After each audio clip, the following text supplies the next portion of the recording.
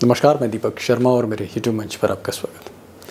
दोस्तों, पुरानी कहावत है, सारी खुदाई एक तरफ, जोरू का भाई एक तरफ। और कुछ यही हाल आजकल मोदी जी का है। जी हाँ, बजट को लेकर, नायडू बाबू को लेकर देश का सारा बजट एक तरफ और दूसरी तरफ नायडू बाबू का बजट। जी हाँ, अकेले नायडू बाबू का बजट। और अभी तो मैंने नीतीश कुमार का जिक्र ही नहीं किया है, मैं सिर्फ और सिर्फ नायडू बाबू की बात कर रहा हूं। वो नायडू बाबू जिन्होंने इस वक्त मोदी जी की सबसे दुखती रग पर हाथ रख दिया है।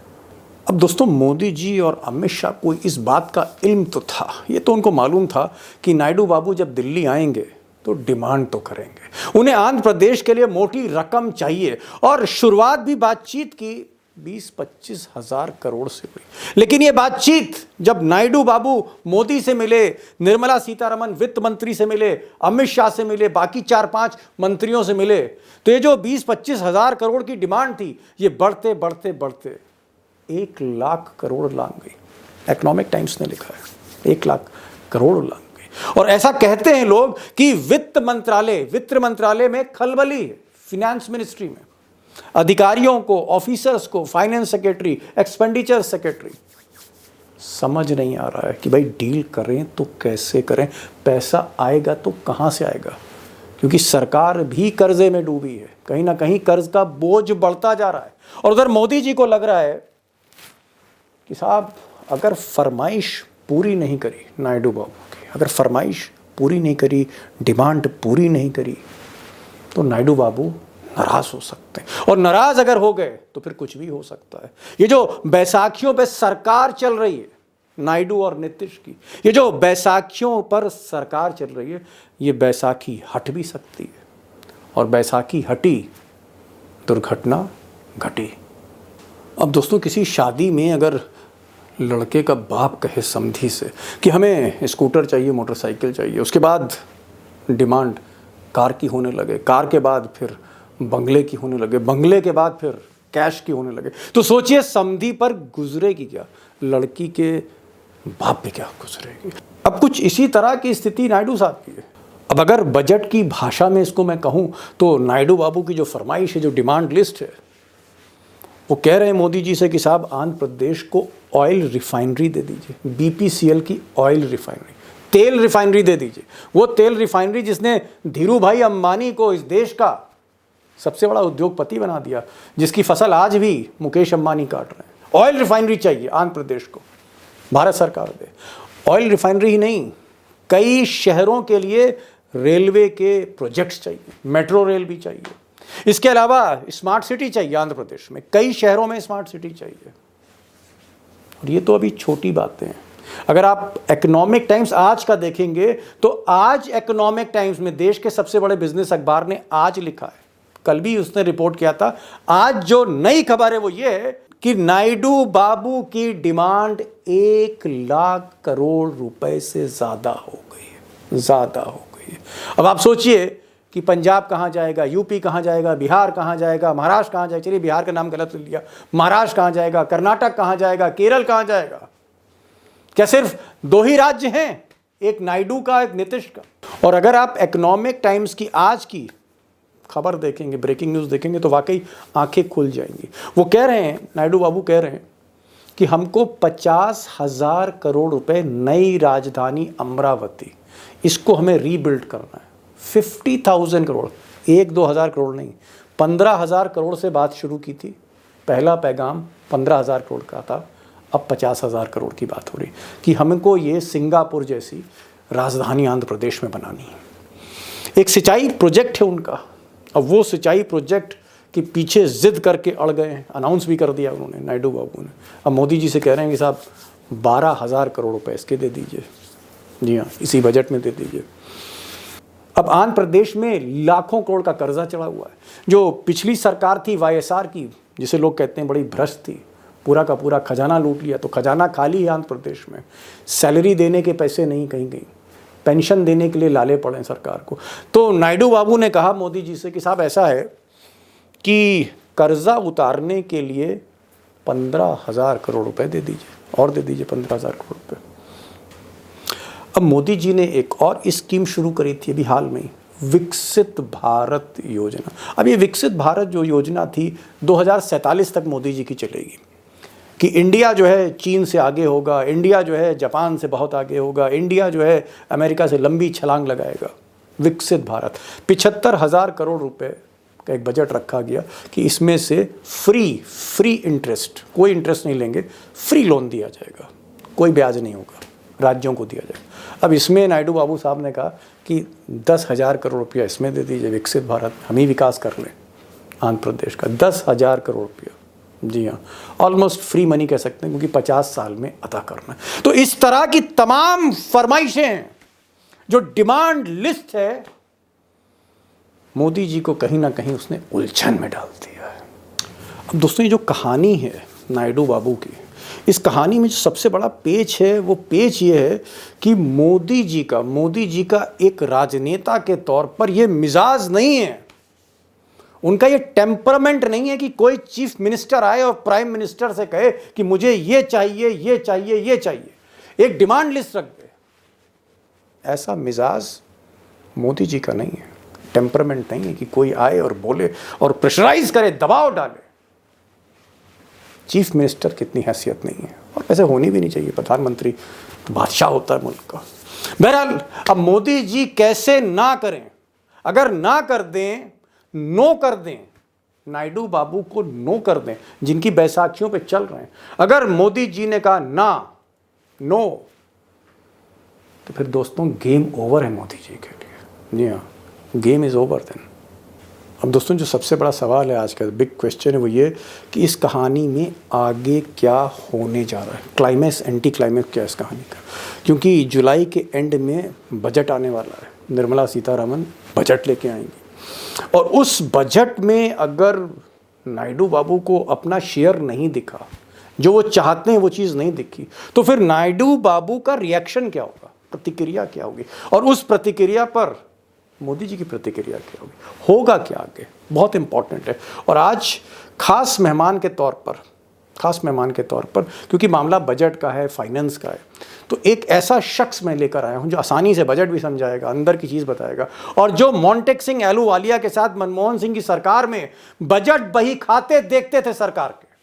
जी हाँ, प्रोफेसर संतोष मेहरोत्रा, टॉप इकोनॉमिस्ट, जी हाँ, सचिव स्तर के आप कह सकते हैं अधिकारी रहे, प्लानिंग कमीशन में रहे, उनसे मैं बहुत से सवाल करूंगा कि क्या मोदी की तिजोरी में पैसा है कि मोदी दे सकते हैं, ऑफर कर सकते हैं। ऑफर करने के लिए मोदी जी के पास क्या है नेगोशिएशन टेबल पर नायडू के साथ, नीतीश के साथ। तो ये मैं संतोष मेहरोत्रा जी से पूछूंगा, जो मनमोहन सरकार में बही खाता सरकार की इकॉनमी देखते थे, प्लानिंग कमीशन में थे। और हमारे साथ प्रोफेसर रविकांत होंगे, कांग्रेस को समझते हैं, टीडीपी को समझते हैं, राजनीति को समझते हैं। उनसे मैं ये पूछूंगा कि साहब ये बताइए कि क्या अगर नायडू की बात नहीं बनती तो फिर विकल्प क्या है, विकल्प क्या है, नायडू के पास ऑप्शन क्या, मोदी के पास क्या ऑप्शन है। और एक सवाल मैं अभिषेक जी से करना चाहता हूं कि भाई नीतीश किस तरफ देख रहे हैं, दूसरी चीज़ सरकार में अधिकारी क्या सोच रहा है इस डील को लेकर। तो बहुत इंटरेस्टिंग, बहुत अहम टॉक होने वाली है, डिबेट होने वाला है, एक तस्वीर क्लियर होगी आपकी कि अगस्त के महीने में क्या होने जा रहा है। जुलाई तो ख़त्म होने जा रही है, अगस्त में क्या होगा, जब बजट फिर से पार्लियामेंट आप देखेंगे, बेहद मजबूत विपक्ष, और उसके बीच में बैसाखी वाले जो दो किंग मेकर, इनकी डिमांड्स, और डिमांड्स के साथ मोदी जी का ऑफर नायडू को, नीतीश को और देश को। कुल मिलाकर राजनीति अब गरमाने जा रही है। पहला सवाल मेरा प्रोफेसर रविकांत से, और रविकांत जी जो सवाल आखिर में पूछना चाहिए वो मैं शुरू में पूछ रहा हूं, और शुरू में ये पूछ रहा हूं कि मान लीजिए मोदी जी की हालत बहुत अच्छी नहीं है, माली हालत की बात कर रहा हूं, सरकार की तिजोरी में बहुत ज्यादा पैसा नहीं है, और कहीं मोदी जी जो थोड़ा कंजूस भी हैं, अगर मांगे नहीं मानी तो क्या आगे चलकर ये जो टीडीपी की बारात है जिसने बैसाखी दे रखी है, ये बैसाखियां हट सकती हैं, बारात लौट सकती है? बिल्कुल दीपक जी, बेरंग हो, वो भी बेरंग होकर के लौटेगी, ये भी है। लेकिन बाद में आप जानते हैं कि चंद्रबाबू नायडू के जो ताल्लुकात हैं इंडिया अलायंस के कई नेताओं से, मसलन शरद पवार साहब तो उनके गुरु माने जाते हैं, इतने नजदीकी है, सलाह मशवरा करते हैं उनसे। मिस्टर पवार इज द और गुरु। गुरु और ओहो, दूसरा एक चेला भी है, आजकल जो तेलंगाना का सीएम है, क्या बात वो है, मतलब वो गुरु भी उनके हैं और शिष्य की चेला तरह भी है। हैं इंडिया अलायंस में उनके। और एक बड़े खासम खास दोस्त भी हैं, हमके स्टालिन साहब हैं। क्या बात और है, तो पड़ोस के ही हैं जी। उससे भी जी, बड़े डीके शिव कुमार। ओहो, और वो जी जी डीके जी शिव जी। कुमार जो कई बार उनसे गुफ्तगू करते हुए बाकायदा देखे गए हैं। हाँ, हमने तस्वीरें देखी थी एयरपोर्ट पे उनकी, डीके शिव कुमार की, बिल्कुल नायडू बाबू बिल्कुल। के साथ जी।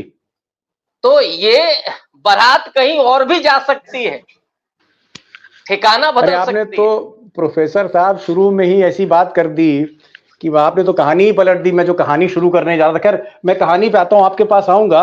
प्रोफेसर मेहरोत्रा साहब हमारे साथ जुड़े हैं।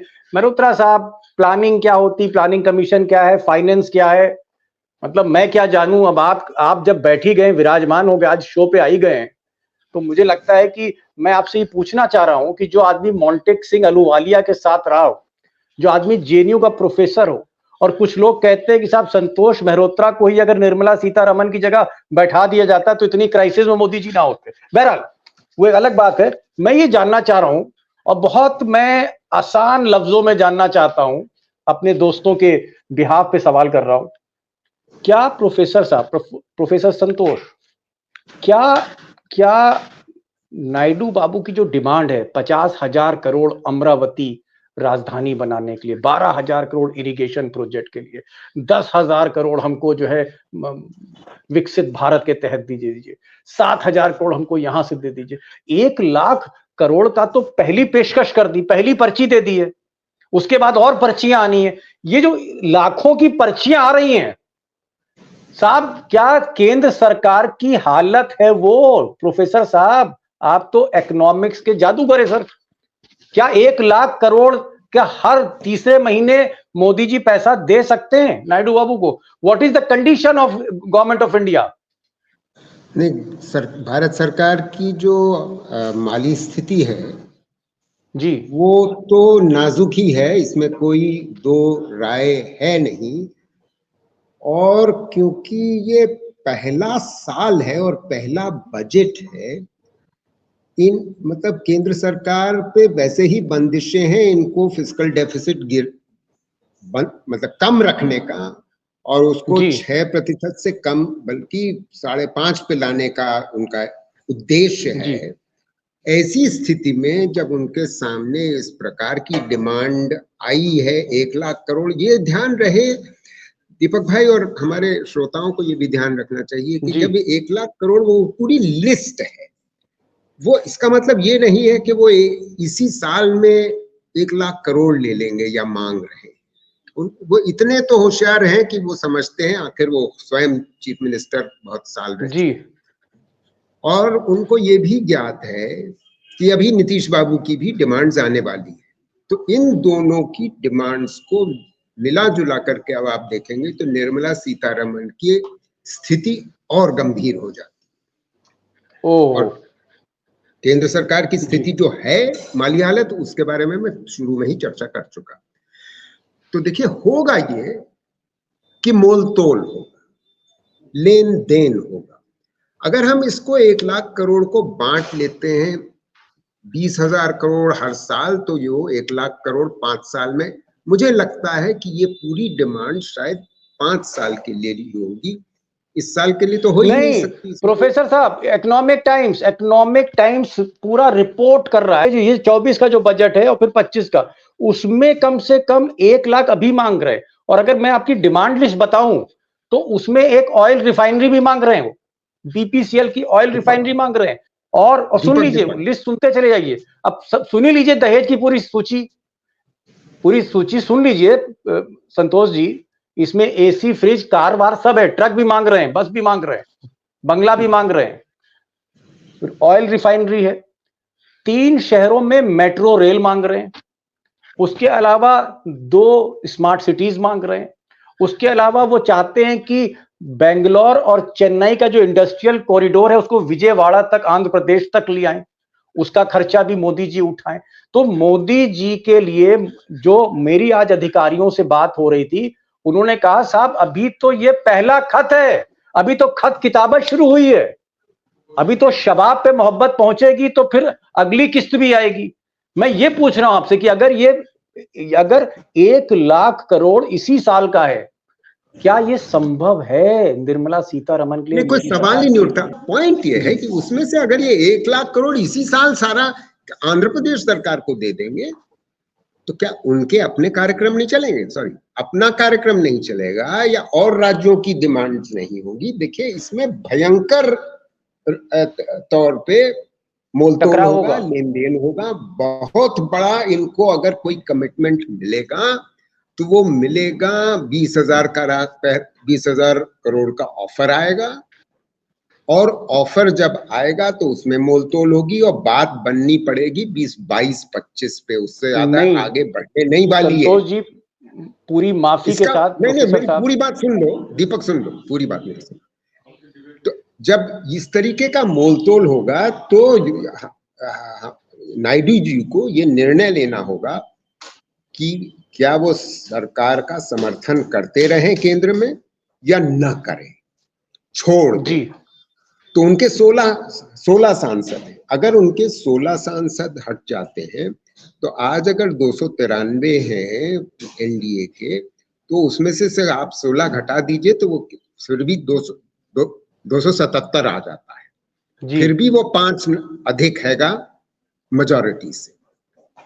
अगर ऐसी स्थिति है तो स्थिति जरूर कमजोर होगी सरकार की, क्योंकि उनको ये सपोर्ट वापस ले लेना कोएलिशन से बिल्कुल कोई मुश्किल बात नहीं है।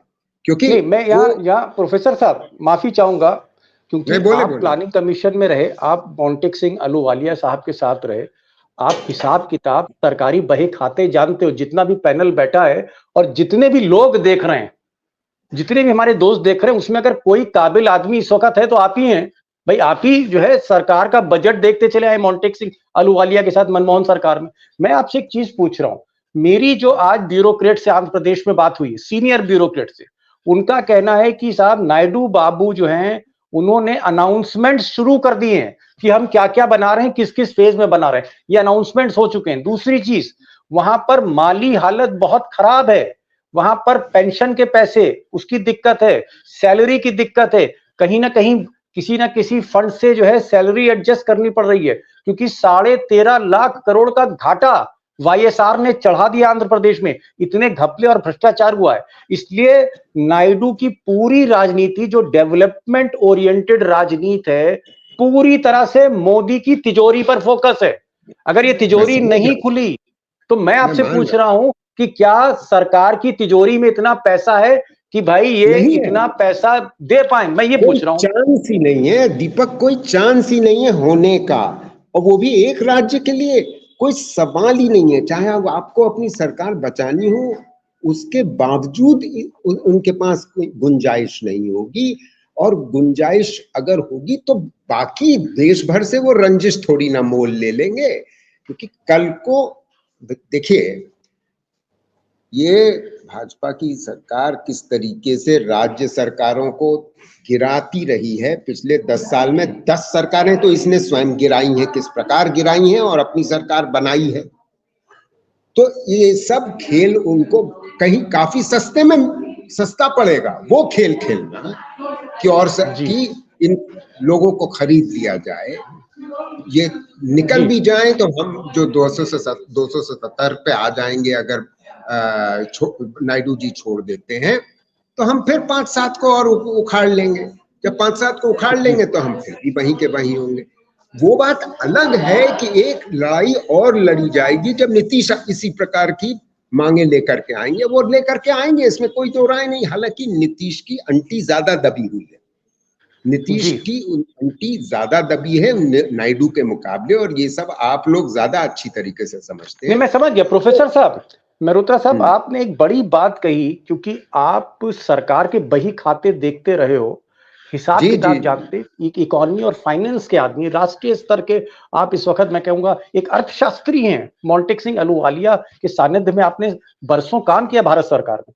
अगर आप जी कह रहे तो मेरी तो हैसियत नहीं है कि मैं आपसे बहस करूं आगे।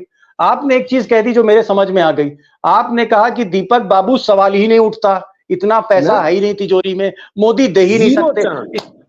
जीरो चांस आपने कह दिया। तो साहब हम मान लेते हैं आपकी बात। अब मैं सीधे आ रहा हूं अभिषेक पे। अभिषेक ये कह रहे हैं जीरो चांस, सवाल ही नहीं है, तिजोरी में इतना पैसा नहीं। तो क्या आपकी जो ब्यूरोक्रेट से बात हो रही है फाइनेंस मिनिस्ट्री में या आंध्र प्रदेश में, क्या नायडू बाबू पीछे हट सकते हैं? भाई 50,000 करोड़ की जगह 5,000 करोड़ ले लो, 10 की जगह 1,000 करोड़ ले लो, क्या इस तरह का नेगोशिएशन टेबल पे हो सकता है? जी दीपक जी, सबसे पहले हमें यह ध्यान रखना होगा कि ये नायडू की मांग एंड यहीं पर नहीं हो रही है, ये मांग खत्म नहीं हो रही है, ये सगुन है। ये ध्यान रखिए कि ये सगुन है, वो मांग रहे हैं। इसके बाद अभी पूरी तिजोरी मांगनी है उनको। उनके राज्य की हालत आप देखिए, एक छोटा उदाहरण देता हूं, आप समझ जाएंगे। वो कोई चंडीगढ़ जैसा 1 मिलियन वाला शहर नहीं बसाना है उनको। अमरावती 15 मिलियन पॉपुलेशन को सस्टेन करने वाला शहर बना रहे हैं। आप अमरावती का मास्टर प्लान देखिए, क्या ये 50,000 करोड़ में बनेगा? अमरावती में तो कम से कम 5 लाख करोड़ रुपए तो जमीन खरीदने में जाएंगे। अरे भाई आप मैं क्या कह फिर रहे कह रहा हो हूं, भैया? मैं दिमाग फिर कह रहा हूं, चक्कर इसी को घिरनी क्यों? समझिए। ऐसा 15 है अभिषेक मिलियन बाबू, मतलब चक्कर 1.5 करोड़ होता है। वो दिल्ली मुंबई जैसे शहर को बसाना चाहते हैं अमरावती में, और एक वेल प्लान्ड सिटी, कोई हैफ हैजर्ड सिटी नहीं है, एक प्लान्ड सिटी अरे बसाना भाई चाहते हैं। आप कह रहे हैं कि अमरावती को 50,000 करोड़ नहीं चाहिए, उसको 4 गुना ज्यादा पैसा चाहिए। उधर मैं प्रोफेसर 4 संतोष गुना नहीं कह मेहरोत्रा। रहा हूं दीपक जी, ध्यान रखिए। जी 1.5 करोड़ लोग, 15 मिलियन लोगों को बसाने के लिए आपको आज के जमाने में जो लैंड एक्विजिशन एक्ट के तहत जमीन की कीमत है, कम से कम 5 लाख करोड़ रुपए जाएंगे जमीन इकट्ठा करने में। उसके बाद शहर में बाकी सारी सुविधाएं दी जाएंगी। ठीक इसी तरह से आप देखें, उनको क्या चाहिए? उस शहर तक ऑप्टिक फाइबर चाहिए, राज्य को एक्सप्रेसवे चाहिए, इकोनॉमिक कॉरिडोर चाहिए। इसके साथ साथ जो सुविधाएं गुजरात को नरेंद्र मोदी अपने प्रधानमंत्रित्व काल में देते रहे हैं, वो सारी सुविधाएं चंद्रबाबू नायडू को चाहिए। मोटे तौर समझ पर गया हमारे भैया, दर्शक मैं समझ समझ लें गया। कि उन्हें क्या चाहिए। अभिषेक जी मैं समझ गया, आपने पूरा जो है सर और घुमा आगे दिया है। आप सुन लीजिए इसमें मैं क्या कहने जा रहा हूं। चंद्रबाबू नायडू के हाँ राज्य की वित्तीय स्थिति आप जानते हैं क्या है? चंद्रबाबू नायडू के राज्य में 13 लाख करोड़ से ज्यादा का डेब्ट है, कर्ज है। राज्य की जीडीपी का 33%, जो इस साल का अंतरिम बजट पेश किया जगन मोहन रेड्डी ने, 33% स्टेट की जीडीपी का कर्ज में डूबा हुआ है। आप अंदाजा लगाइए, हर समझ तीसरा गया। पैसा, हर तीसरा पैसा कर्ज में है राज्य का। ये स्थिति ठीक है राज्य के अंदर बनी हुई है। तो चंद्रबाबू नायडू को जो पैसा चाहिए, ये तो अभी आप देख रहे हैं बहुत छोटी रकम वो मांग रहे हैं।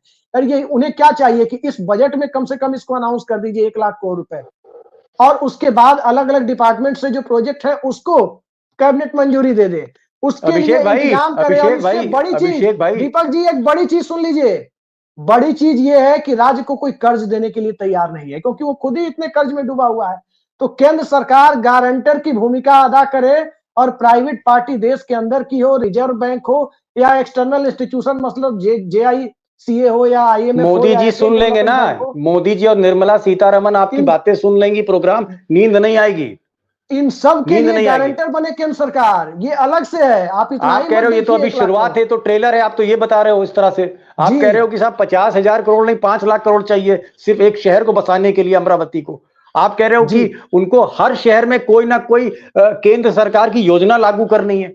ये तो ऐसा दहेज लग रहा है जैसे नई शादी होती है, घर बसाने के लिए चाहिए। नहीं दीपक जी एक बात मकान भी समझिए, चाहिए, सोफा भी चाहिए, फर्नीचर भी चाहिए, डाइनिंग टेबल भी चाहिए, ड्रेसिंग दीपक टेबल जी भी चाहिए, किचन भी चाहिए, दीपक जी कार भी चाहिए, टीवी भी दीपक जी चाहिए। एक बात दीपक जी एक बात समझिए, जिस शहर को चंद्रबाबू नायडू ने बहुत शिद्दत से, बहुत सपनों के साथ बसाया था, वो था साइबराबाद, है ग्रेटर हैदराबाद जिसे आप कहते हैं। बहुत बड़े सपने थे उनके, उन्होंने जमीन पर हकीकत में उतारा था। इस बात के लिए उनकी जितनी तारीफ की जाए कम है। वो कोई और ले गया। आप जिस घर को बहुत सपनों के साथ बसाते हैं, वो ठीक है, वो घर कोई तेलंगाना और चला लेकर गया। चला जाए, तो आदमी के मन में क्या होता अरे है कि भाई इससे रवि, बड़ा प्रोजेक्ट खड़ा करके दिखाएं। जी अर्थनीति पर हो गई, बहुत बात हो गई अर्थशास्त्र पे, जरा राजनीति शास्त्र पे बात कर लें। प्रोफेसर साहब ये जो कहानी तो आपने भी सुन ली, और सुनते सुनते होश तो आपके भी उड़ गए कि ये हो क्या रहा है। कि भाई एक आदमी 50,000 करोड़ देने के लिए मोहताज, हाथ खड़े कर दिए मोदी ने। ये कह रहे हैं कि साहब 5 लाख करोड़ की पीछे और डिमांड है। सवाल इस बात का है कि भाई मोदी लगाम नहीं दे रहे, उसको घोड़ा और रथ सब चाहिए। अगर नहीं मिला डॉक्टर साहब, नहीं मिला तो होने क्या जा रहा है? बजट तो आने वाला है, 22 तारीख से शुरू हो जाएगा, और बजट में कहीं निर्मला सीतारमन ने हाथ खड़े कर दिए मोदी के इशारे पे, क्योंकि बजट तो मोदी जी के यहां बनता है। निर्मला सीतारमन का क्या भूमिका है पूरे देश को पता है। मैं ये कह रहा हूं कि अगर बजट में नायडू बाबू की मांगे नहीं मानी गई तो डॉक्टर साहब क्या खटपट शुरू हो जाएगा? हनीमून इज ओवर, झगड़ा ही शुरू। दीपक जी, जो बजट का हलवा बनता है ना, इस बार वो कड़वा होने वाला है। निर्मला सीतारमन जी खाएंगी कैसे, चखेंगी कैसे, ये देखना होगा। और मोदी जी का जो हाल है, मुझे ये महसूस करते हुए लग रहा कि दूल्हा बनना कितना महंगा पड़ रहा है। दो सहबोला है। सहबोला तो हम लोग जानते हैं लखनऊ में है। जी, और जी। दोनों सहबोला बड़े डिमांड वाले हैं। बता दीजिए, महाराष्ट्र वाले, कर्नाटक वाले और आंध्रा वाले भी देख रहे हैं आजकल। सहबोला बता तो दीजिए। अच्छा, जो दूल्हे के भाई होते हैं ना, तो बारात में सबसे ज्यादा जिनकी स्मार्ट दिखते हैं, सबसे स्मार्ट दिखते हैं, तो जी। अब वो हालात हैं मोदी जी के। और किंग मेकर है चंद्रबाबू नायडू। चंद्रबाबू नायडू कोई हल्के आदमी नहीं है। और सेक्रीफाइस क्या नहीं किया चंद्रबाबू नायडू ने? उन्होंने ना स्पीकर मांगा, ना कोई मंत्रालय मांगा ढंग का। मोदी जी ने जो चाहा वो दिया और चंद्रबाबू जी ने स्वीकार किया। अब बारी उनकी है। ऐसे नहीं चलने वाला है। आप कितना कम कर सकते हैं? अगर वो 10 चीजें मांगेंगी, और मोदी जी और अमित शाह दोनों गुजराती हैं, और गुजराती लोग व्यापार में बड़े माहिर होते हैं, कभी हानि नहीं सह सकते, हमेशा उनको लाभ में रहना है। लेकिन यहां मसला फंसा हुआ है। ये चंद्रबाबू नायडू है और इधर बिहारी बाबू हैं, तो दोनों लोगों को झेलना है इस वक्त इतना आसान नहीं है। और चंद्रबाबू नायडू जब विक्रम की पीठ पे दो बेताल हैं सवार, दो बेताल हैं। और मुश्किल ये है मोदी जी की कि इधर घोड़ा सजा हुआ है। अच्छा, बस बैंड बाजा बारात अब लेकर के कहीं मोदी जी को ना आना पड़े। देखना ये है कि पता लगा कि यहाँ बीजेपी वाले बैंड बजा रहे हैं, बारात किसी और की फिर निकल रही है। जी जी, ये ना हो जाए। नहीं डॉक्टर साहब, एक चीज और, अगर आपको लगता है ये खटपट शुरू हो जाती है, और क्योंकि नायडू बाबू, मैंने पहले भी कहा, डेवलपमेंट ओरिएंटेड हैं, उनको पैसा चाहिए, उनको अपने आंध्र प्रदेश को खड़ा करना है, जिस तरह से किसी जमाने में हैदराबाद और साइबराबाद और सिकंदराबाद सूरत बदल दी थी। और नायडू बाबू को असली अगर डेवलपमेंट ओरिएंटेड कोई पॉलिटिशियन रहा स्टालवर्ट, तो वो नायडू बाबू ही कहलाएंगे, शरद पवार की तरह, नरेंद्र तिवारी की तरह। विकास पर फोकस था, मोदी जी की तो बातों पे फोकस है। तो अगर उनको पैसा नहीं मिलता है और मोदी जी निराश कर देते हैं, तो क्या साल 1.5 साल बाद नायडू बाबू को अगर कुछ हाथ नहीं लगता है, तो क्या कोई और विकल्प है नायडू बाबू के पास, या नायडू बाबू फिर किसी तरह से बेमेल की शादी को जीते रहेंगे कि चलो ठीक है भाई, बन नहीं रही है लेकिन हाँ एक ही छत के नीचे रह रहे हैं पति पत्नी, तो क्या शादी आपने टूटेगी? साल 1.5 साल थोड़ा ज्यादा बता दिया। इतना वक्त नहीं लगेगा, ये 6 महीने के भीतर खेल होने जा रहा है। नहीं तो नायडू बाबू के पास विकल्प क्या है? विकल्प नायडू बाबू किंग मेकर हैं। नायडू बाबू के पास पूरा विकल्प है भाई। शरद पवार उनके गुरु की तरह हैं। यहां कांग्रेस पार्टी में क्या उनकी कोई दुश्मनी है? राजनीति में न तो कोई स्थायी दुश्मन होता है, न कोई स्थायी दोस्त होता है। और अगर मोदी जी उनकी अपेक्षाएं नहीं पूरी कर पाते हैं तो ऑब्वियस है वो दूसरा विकल्प देखेंगे। और वो विकल्प होगा जो मैंने कहा ना कि घोड़ा सजा हुआ है, तो इधर जा सकते हैं नायडू बाबू। और यही होगा ही। नायडू बाबू ने जो सेक्रीफाइस किया है वो कम नहीं है। सब कुछ तो आपके हाथ में दे दिया। क्या मांगा उन्होंने? आपकी शर्तों पर पूरा अलायंस चल रहा है अभी। लेकिन जो उनका ड्रीम प्रोजेक्ट है, हम लोग जानते हैं ड्रीम क्या होता है। ये एक नौजवानों ड्रीम होता है, ये इस उम्र का ड्रीम है चंद्रबाबू जी का, वो भी डेवलपमेंट का।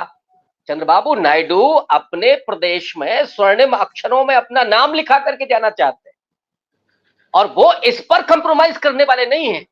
नहीं कंप्रोमाइज कि नहीं साहब, आप कह रहे 10% हैं कि दे दो, फिर 20% दे दो, ये बनियागिरी वहां नहीं चलने वाली।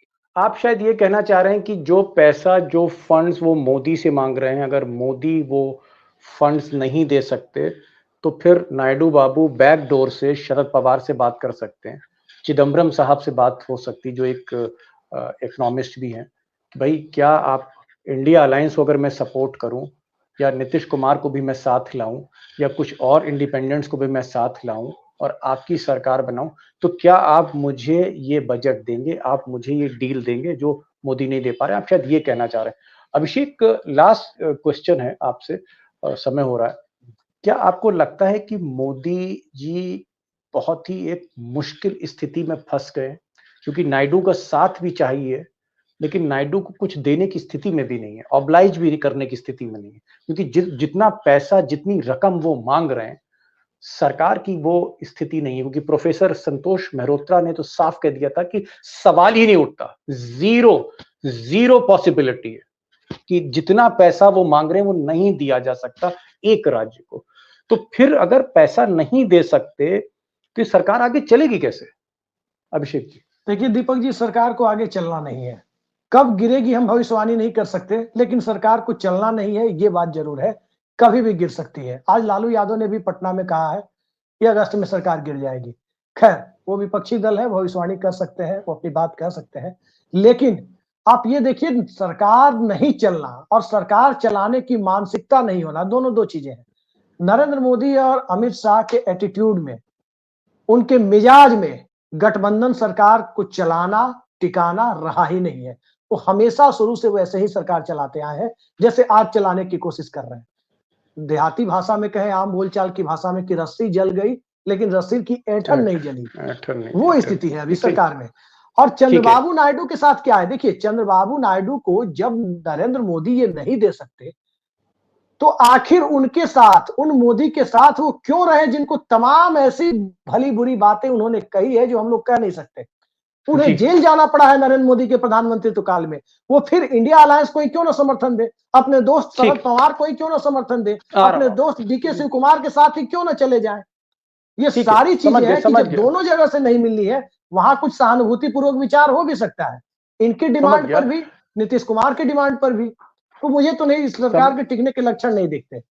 समझ गया। नायडू बाबू के रिश्ते पहले मोदी जी से बहुत सहज नहीं थे, पहले भी तलाक हो चुका है, दोबारा शादी हुई है, हनीमून पीरियड धीरे धीरे खत्म हो रहा है, डिमांड लिस्ट सामने आ गई है, और अगर मोदी नहीं पूरा कर पाए तो एक दूसरा विकल्प खुला है जो प्रोफेसर रविकांत जी बता रहे हैं। रविकांत जी, लास्ट क्वेश्चन, क्या आपको लगता है कि मोदी के लिए, जो मोदी का जो मिजाज है, उनका जो माइंडसेट है, लोग कहते हैं तानाशाह हैं, मोहन भागवत जी कहते हैं इशारे इशारों में कि अहंकारी हैं, आरएसएस भी मानता है कि इनका जो स्टाइल ऑफ मोदी का फंक्शन है पॉलिटिक्स का, वो भारत की राजनीति को सूट नहीं करता। क्या मोदी का जो मिजाज है, उस मिजाज के हिसाब से नायडू को टैकल कर लेंगे, या नायडू उनके बस की बात नहीं है नायडू को संभालना आगे चल के? नहीं, डेफिनेटली नरेंद्र मोदी और अमित शाह की जो राजनीति है, जिस एग्रेशन के साथ, जिस अहंकार के साथ, वो चंद्रबाबू नायडू बर्दाश्त नहीं कर सकते एक समय के बाद। और वो तब और नहीं कर सकते कि जब उन्हें फंड भी ना मिले, तो फिर वो किस चीज के लिए करेंगे, क्यों करेंगे? क्योंकि कल को जो इतिहास लिखा जाएगा, देखिए दीपक जी, मैं ये बात नीतीश कुमार के लिए भी कह रहा हूं, चंद्रबाबू नायडू के लिए भी कह रहा हूं, ये दोनों लोग इतिहास में अपना नाम उस तरह से नहीं लिखाना चाहते कि आखिरी हद तक वो नरेंद्र मोदी के साथ रहे और देश बर्बाद होता रहा। ये जो घटनाएं अभी हुई हैं झारखंड से लेकर के और कई राज्यों में, चाहे लिंचिंग हुई हो, कुछ भी हुआ हो, तो ऐसे में ये लोग कंप्रोमाइज कर लेंगे हर बात को कि फंड भी नहीं मिल रहा और आप इनको टॉलरेट भी करेंगे, इसकी संभावना नहीं है। और वो दक्षिण भारत की जो पॉलिटिक्स है, बहुत सोफिस्टिकेटेड पॉलिटिक्स है, वहां इस तरह के सांप्रदायिक और उस चीज को नहीं पसंद किया जाता है। तो ऐसे में मुझे लगता है कि कम से कम वो अपने अतीत को दुरुस्त करने के लिए यहां ठीक है। से यू टर्न लेंगे और वही उनके पास विकल्प है। Got the point sir, got the point कि अगर कुछ मिलता नहीं है तो फिर क्यों साथ में रहेंगे, क्यों बदनामी में अपना नाम शुमार करना चाहेंगे। मोदी अगर उनको कुछ देते नहीं है, स्टेट को कुछ देते नहीं है, तो नायडू बाबू एक पल वहां पर रुकना पसंद नहीं करेंगे। और कमोबेश यही हालत नीतीश कुमार की है। लेकिन हाँ, क्योंकि अभी अभी हनीमून खत्म हुआ है और धीरे धीरे बातचीत का दौर शुरू हुआ है, नेगोशिएशन शुरू हुए हैं। कुछ लिस्ट नीतीश कुमार ने भेजी है दिल्ली, कुछ लिस्ट नायडू बाबू लेके आए। अब देखना यह है कि मोदी किस तरह से इन दोनों लोगों को कहा ना उनकी मांगों को मांगते हैं, इनको क्या देते हैं, ये देखना पड़ेगा। गिव एंड टेक की रिलेशनशिप है, प्योर एंड प्योर। बहरहाल एक बात जो प्रोफेसर संतोष मेहरोत्रा जी ने कही थी, जो प्लानिंग कमीशन में रहे, सेक्रेटरी लेवल के अधिकारी थे, मोंटेक सिंह अहलूवालिया के साथ। उन्होंने एक चीज कही कि जिस तरह की डिमांड नायडू कर रहे हैं, उस डिमांड को पूरी करने का सवाल ही नहीं उठता, क्योंकि सरकार की तिजोरी बहुत टाइट है, पैसा नहीं है इतना। इसलिए मैं फिर कहूंगा दोस्तों से कि 22 जुलाई से जो सत्र बजट का शुरू हो रहा है, इस पर नजर रखिएगा। इसलिए नजर रखिएगा क्योंकि निर्मला सीतारमन ने अगर फरमाइश पूरी नहीं करी नायडू बाबू की, तो फिर कुछ भी हो सकता है, कुछ भी हो सकता है। यही चीज इशारा जो है अभिषेक ने किया और हमारे प्रोफेसर साहब ने किया, रविकांत जी ने। रविकांत जी, आपने समय निकाला, बड़ी मसरूफियत के बावजूद आप आए, शामिल हुए इस प्रोग्राम में। और अभिषेक, आप आए, आपने भी बहुत से जानकारियां नई नई हमको दी, उसके लिए बहुत बहुत शुक्रिया। और प्रोफेसर संतोष मेहरोत्रा जो आईआईसी से हमारे साथ जुड़े थे, एक सेमिनार छोड़ के आए हमारे प्रोग्राम में शामिल हो, उनका भी मैं बहुत दिल से शुक्रिया अदा करता हूँ, दोस्तों की तरफ से शुक्रिया अदा करता हूँ। Thank you so much for joining this programme. Thank you so much.